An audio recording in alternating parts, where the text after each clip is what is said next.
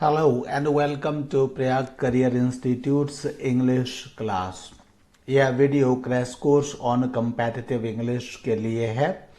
आज का topic crash course में सेंटेंस इम्प्रूवमेंट है एंड आज हम इसलिए सेंटेंस इम्प्रूवमेंट की एक्सरसाइज 1 सॉल्व करेंगे। Directions are in each question a part of sentence is printed in bold। हर क्वेश्चन में एक पार्ट बोल्ड प्रिंट किया हुआ है। Below each sentence some phrases are given, और हर सेंटेंस के नीचे कुछ फ्रेजेस दिए गए हैं which can substitute the bold part of the sentence. जो सेंटेंस के बोल्ड पार्ट का हिस्सा या का सब्सटीट्यूट यानी उसको रिप्लेस करने वाले वर्ड्स हो सकते हैं।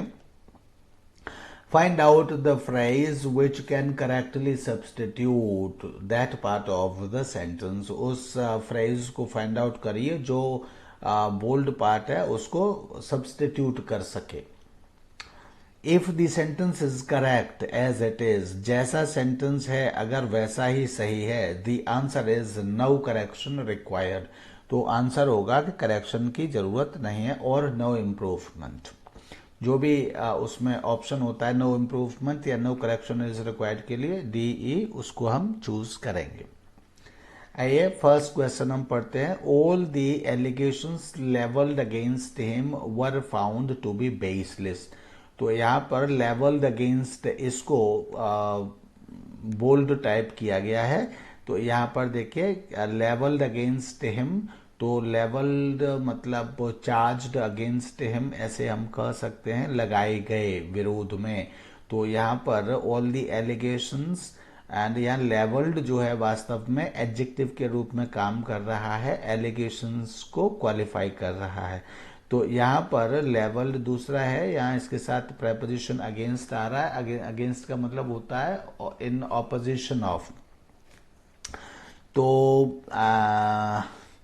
तो यहाँ पर देखिए अब यह अगेंस्ट, तो यहाँ ठीक है, लेकिन क्या इनको रिप्लेस करने के लिए जैसे लेवल्ड है तो लेवल्ड फॉर का तो मतलब किस लिए होता है, जहां किसी को हमको कोई बेनिफिट देना हो। जैसे I have a gift for you, तो I have a question for you. तो यहाँ किसी को हमको कोई चीज देनी होती है तो उसका नाम लेने के लिए हम फॉर लगाते हैं, तो फॉर तो यहाँ नहीं चलेगा। इसी तरह से लेवल बी लेवल विद अगर ये फर्स्ट फॉर्म में है तो ये वैसे भी नहीं चलेगा। हालांकि विद का ही यूज यहाँ ठीक नहीं। विद का मतलब होता है, विद के वैसे बहुत सारे मीनिंग होते हैं, लेकिन एज अ प्रेपोजिशन इसका जो मीनिंग बेसिक होता है वो होता है using something, having something, using something, carrying something, ये मीनिंग होता है विद का। तो वो भी नहीं यहाँ पर चलेगा। लेवल अगेंस्ट एट मतलब अराउंड समथिंग, और अगेंस्ट और एट दो प्रेपोजिशन एक साथ नहीं आ सकते, तो ये भी नहीं चलेगा। लेवलिंग विद, चूंकि यहाँ देखिए मैंने कहा ये लेवल्ड एडजेक्टिव का काम कर रहा है, तो लेवलिंग तो एकदम ही खराब घटिया चीज है। यहाँ ये इस तरह से एडजेक्टिव का काम ये नहीं करता है लेवलिंग, मतलब ING फॉर्म, तो इसलिए ये भी नहीं होगा। And therefore levelled against is the right option, यानी कि there is no need of correction. So E no correction required, यानी लेवल्ड अगेंस्ट कैसा है, लेवल्ड अगेंस्ट सही है। Second sentence, Rohit is as fast as or perhaps faster than Manish. तो देखिए दूसरे चीज पर कहीं भी जाएं तो इससे पहले हमको सेंटेंस समझना चाहिए। We must understand first of all कि यहाँ पर एज फास्ट एज का एक तरफ एज फास्ट एज का यूज हो रहा है, उसके बाद और आ रहा है, और उसके बाद परहैप्स के बाद फास्टर देन आ रहा है। तो ये एक रूल होता है कि अगर मतलब ये एज फास्ट एज, ये कौन सा, ये पॉजिटिव डिग्री को मतलब कंपेयर करने वाला पैटर्न होता है, as positive degree plus as. तो अगर एज फास्ट एज से यूज हो रहा है और लास्ट में उसके साथ में कोई कंपेरेटिव डिग्री भी उसके बाद में और के साथ यूज हो रही है, तो ये पूरा एज फास्ट एज पूरा ही आता है, एक ये रूल है। इसलिए यहाँ एज फास्ट एज ये पूरा हो गया और उसके बाद फिर कंपेरेटिव डिग्री और perhaps faster than Manish.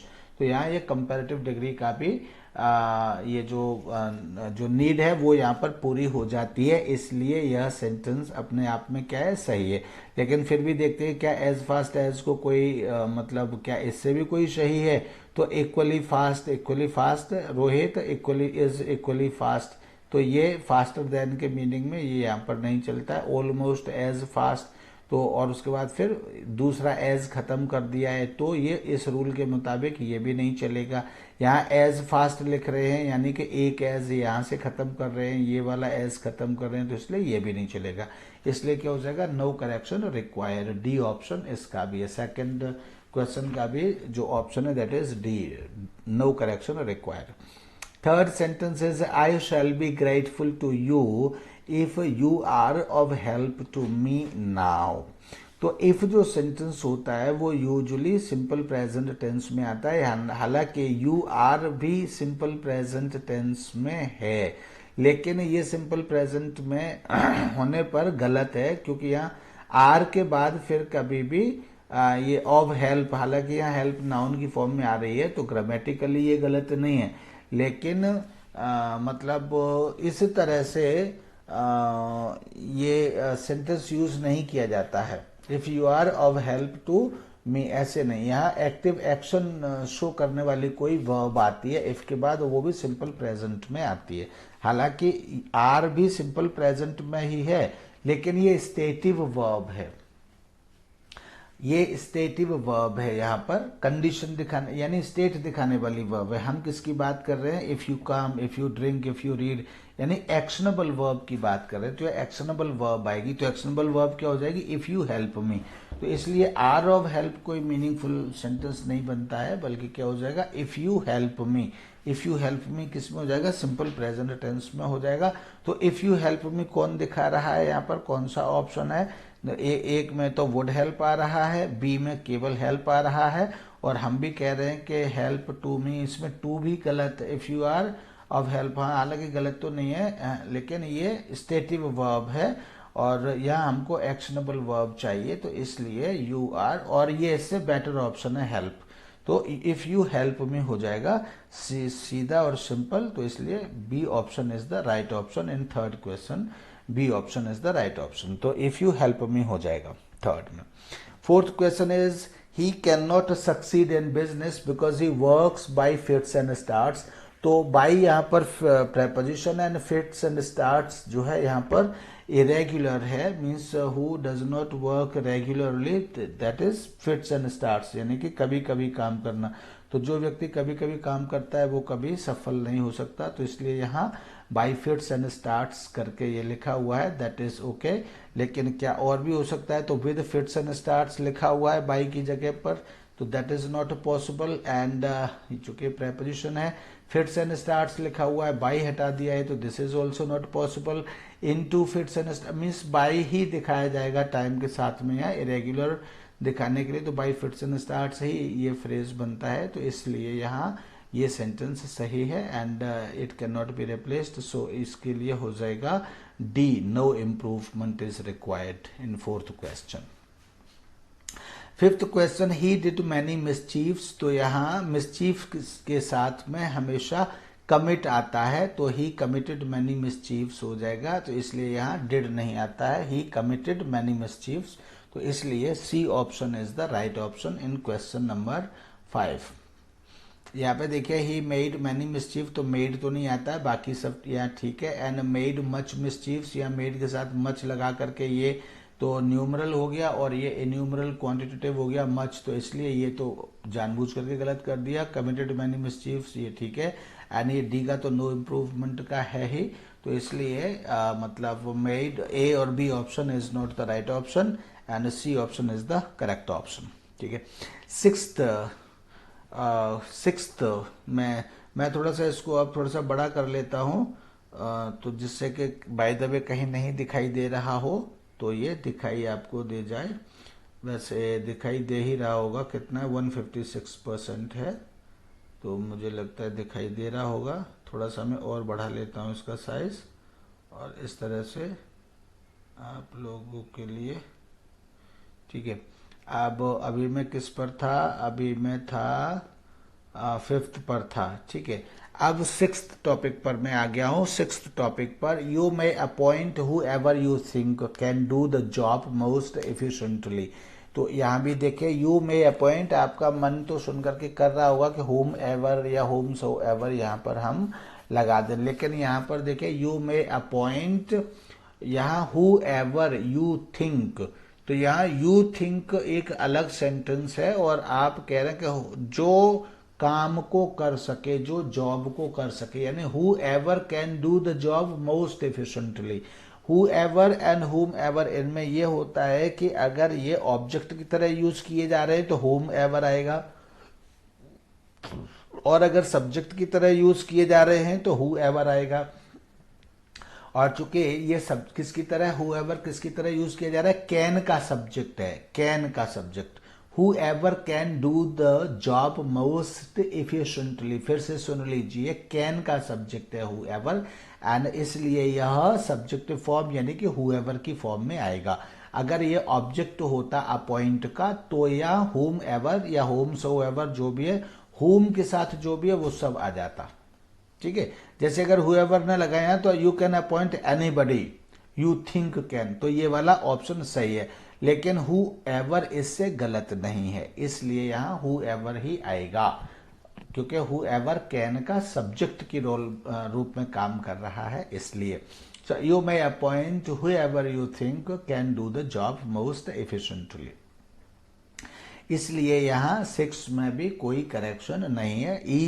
E is the right option of question number 6. No correction required. 7th question is, this carpenter is the most skilled of all the other carpenters in our workshop. तो यहाँ देखिए जो other है ये comparative degree में आता है, and ये सुपरलेटिव डिग्री में नहीं आता है। इज द मोस्ट स्किल्ड आया है यहाँ, तो मोस्ट स्किल्ड सुपरलेटिव है, इसलिए इसके साथ क्या होगा, ऑल दी अदर कारपेंटर्स न होकर के ऑल अदर कारपेंटर्स होगा, और ऑल अदर कारपेंटर्स किस में है, वो सी में है, तो इसलिए ऑफ ऑल अदर कारपेंटर्स हो जाएगा यहाँ पर। ठीक है, and 8 is he has said so, means 7 का सी राइट आंसर है। एंड यहाँ जो है इसको हम ऑफ को भी हम बोल्ड कर सकते हैं, जिससे कि आपको कोई समझने में किसी तरह की प्रॉब्लम ना हो। ये बोल्ड अगर मैं कर पाऊँ यहाँ पे, तो अभी ये बोल्ड मुझे कुछ लगता है टाइपिंग में मैं कुछ गड़बड़ कर दूंगा, तो अभी मैं इसको बोल्ड नहीं कर पाऊंगा, लेकिन आपके लिए मैं इसको इस तरह से बोल्ड छोड़ देता हूँ। ठीक है, अगर ये रहेगा तो, वैसे रहेगा नहीं। बोल्ड होने के लिए ये जो आ रहा है इसके नीचे, मतलब जो एक यहाँ सिग्नल आता है साउंड के लिए, तो इसलिए उसके नीचे ये आ रहा है। अब इसको मुझे हटाना है यहाँ से, आई डोंट नो कैसे हटाते हैं इसको, तो इसलिए मैं इसको बोल्ड नहीं कर पा रहा हूँ, लेकिन इसको बोल्ड कर देंगे तो फिर ये ऑफ ऑल कारपेंटर्स हो जाएगा। ठीक है, तो यहाँ ऑफ ऑल कारपेंटर्स इसका सही ऑप्शन है, तो 7 का सी सही ऑप्शन है, ये ध्यान रखेंगे। इसके बाद है 8, he has said so out of affection, do not take it to heart. he has said so, हम लोगों से कहते करे भाई उसने प्यार में ये सब बात कह दी है, तो he has said so out of affection, उसने यह बात प्यार से कह दी है। do not take it to heart, do not take it to heart, तो यहाँ पर ये देखना है कि इसमें क्या कोई गलती है या फिर ये ठीक है। तो do not take it to heart ये है, तो do not take it to heart, तो in heart, it in the heart, by the heart, तो इसमें हमेशा जो फ्रेज होता है वो do not take it means take it to heart ही होता है। इन हार्ट या इट इन दी हार्ट ये सब कुछ नहीं होता है, इसलिए इसका भी ऑप्शन 8 क्वेश्चन है, ये 8 क्वेश्चन का option D is the right option, means no improvement is required there। ठीक है, इसके बाद 9th question, I love the literature the music the art, तो सीधी सी बात है कि द लिटरेचर दी जो लगाया जाता है पर्टिकुलराइजेशन करने के लिए लगाया जाता है, यानी किसी के अंदर कोई मतलब कोई विशेषण पैदा करने के लिए या विशेष कोई विशेषता बताने के लिए, या पर्टिकुलराइजेशन मतलब अभी इसका हिंदी बड़ा अच्छा शब्द है, मुझे फिलहाल ये ध्यान नहीं आ रहा है। पर्टिकुलराइजेशन मतलब विशेषता बताने के लिए, या कुछ ऐसा मतलब पर्टिकुलराइजेशन विशेषीकरण कहेंगे इसका, किसी का विशेषीकरण करने के लिए इसको हम यूज करते हैं, दी का यूज विशेषीकरण करने के लिए कहते हैं। जैसे दूल्हा के सिर पर मोहर या मुकुट रख करके उसका विशेषीकरण हो जाता है।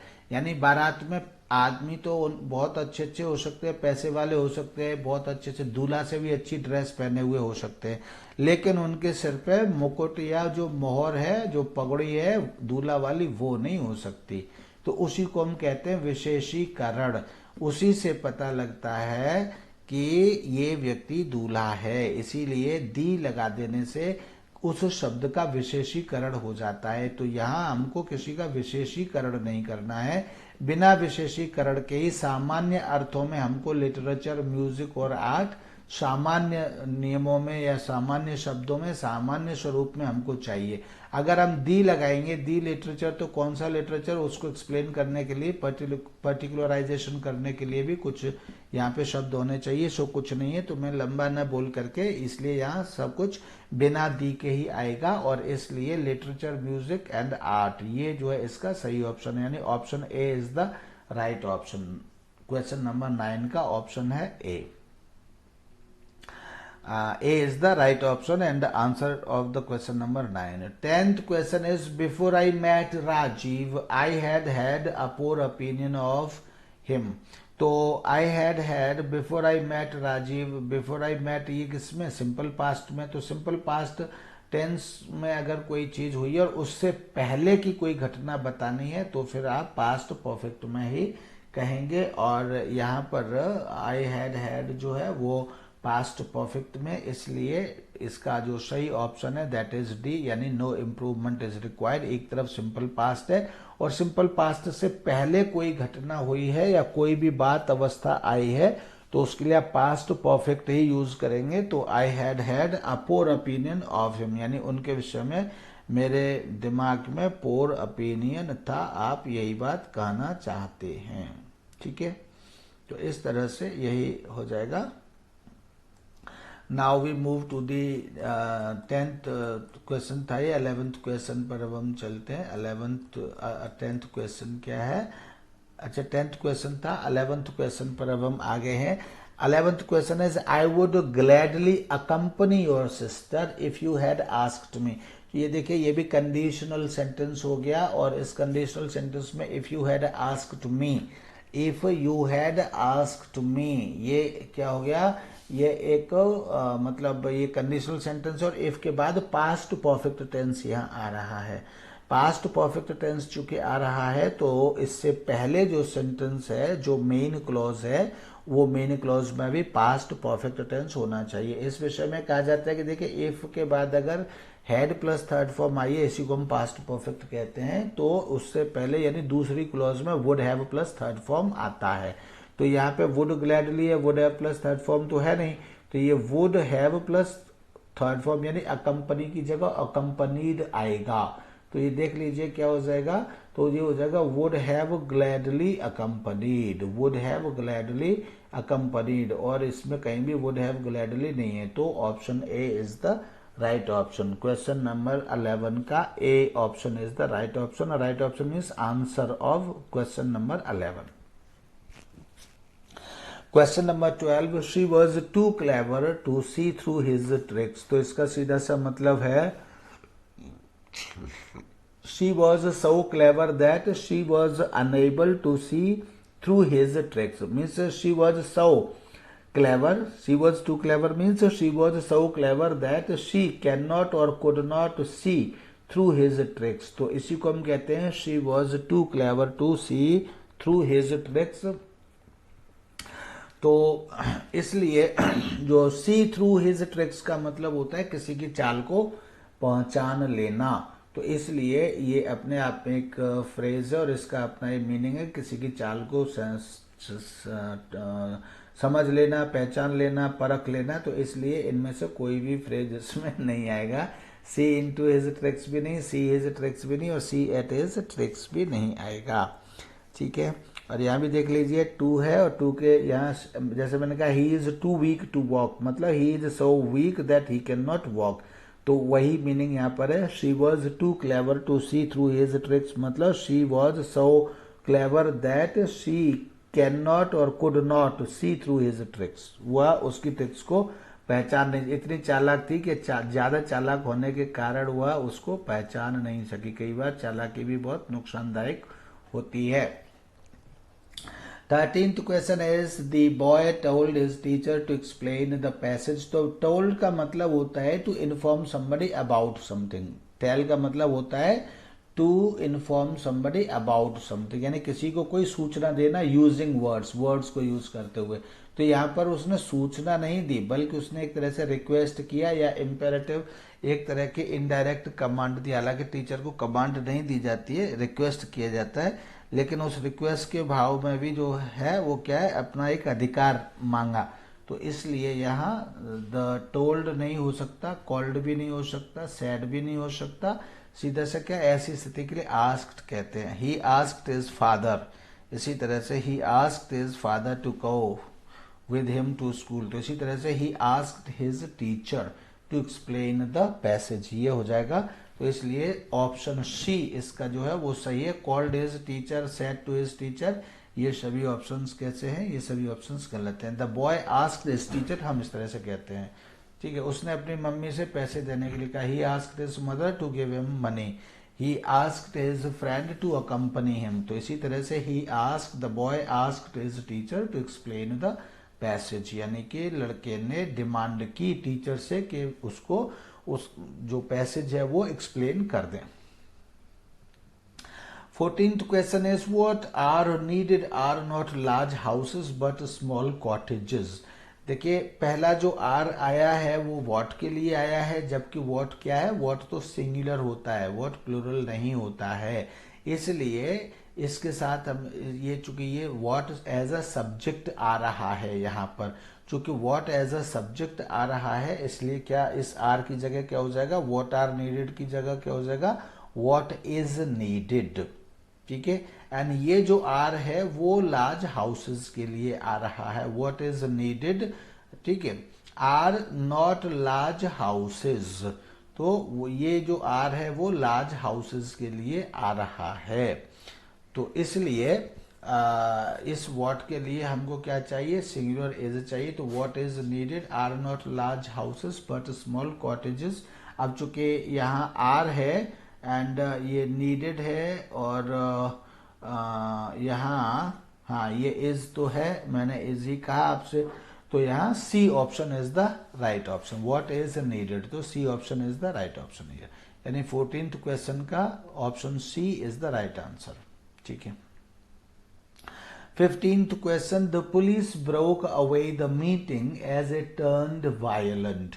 क्योंकि मीटिंग वायलेंट हो गई इसलिए पुलिस ने उसको क्या कर दिया, खत्म कर दिया, मतलब तोड़ दिया, मतलब खत्म कर दिया। तो यहाँ ब्रोक अवे तो गलत है। यहाँ ब्रोक अवे का जो आशय है वो किससे है, वो ब्रेक अप से। ब्रेक अप का मतलब होता है to end or finish something involving, to end or finish specially an event, ये मीनिंग होता है। तो मतलब किसी इवेंट को फिनिश या एंड कर देना, ठीक है, जिसमें बहुत सारे लोग इन्वॉल्व्ड हों, ये मीनिंग होता है ब्रेकअप का। तो इसलिए यहाँ सही ऑप्शन क्या हो जाएगा, the police broke up the meeting. Break off, broke off का फर्स्ट फॉर्म होती है break off. Break off means होता है to stop working suddenly.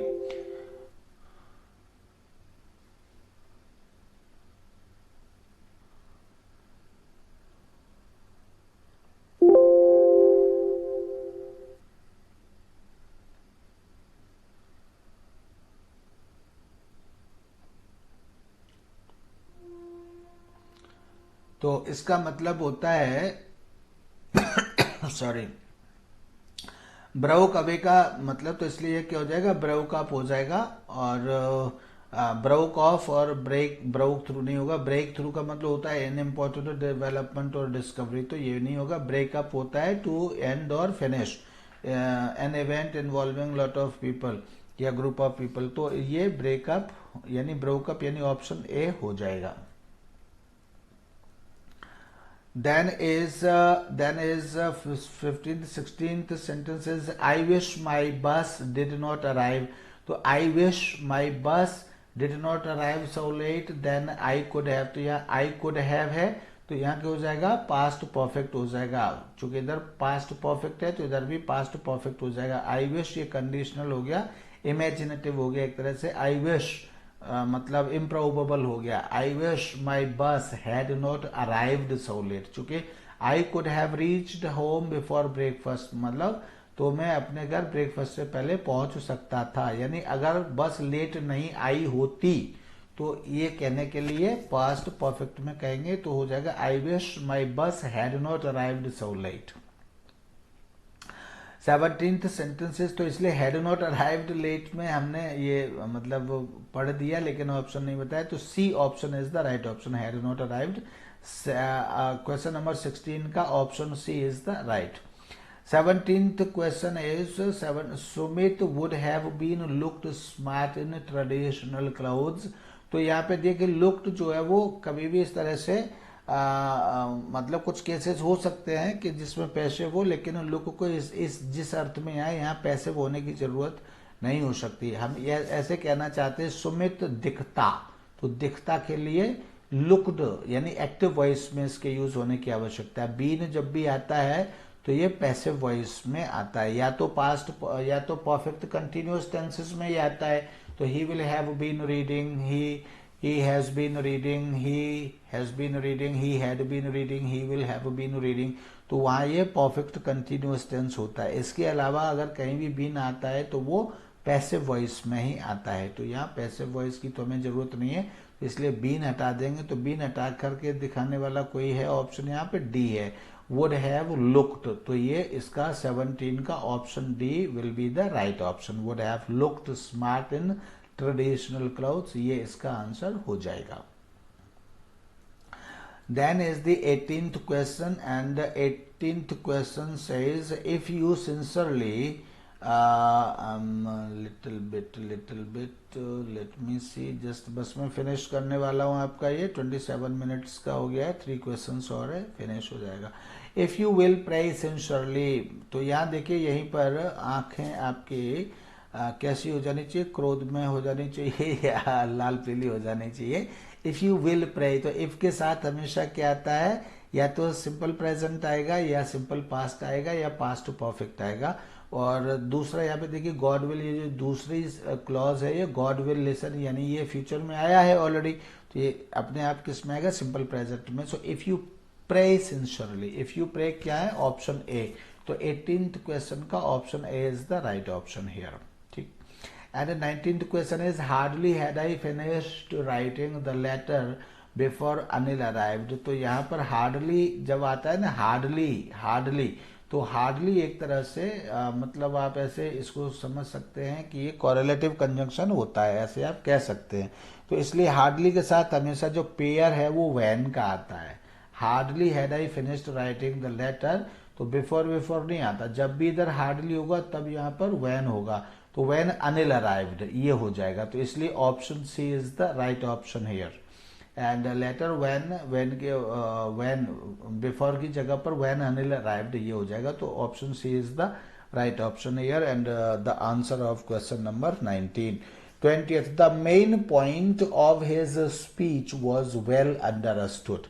The main point of his speech was well understood। तो इसमें the main point of his speech ये बात कही जाती है, इसको रिप्लेस करने की कोई आवश्यकता नहीं है, इसलिए इसका भी option A is the correct answer, that no correction required in this.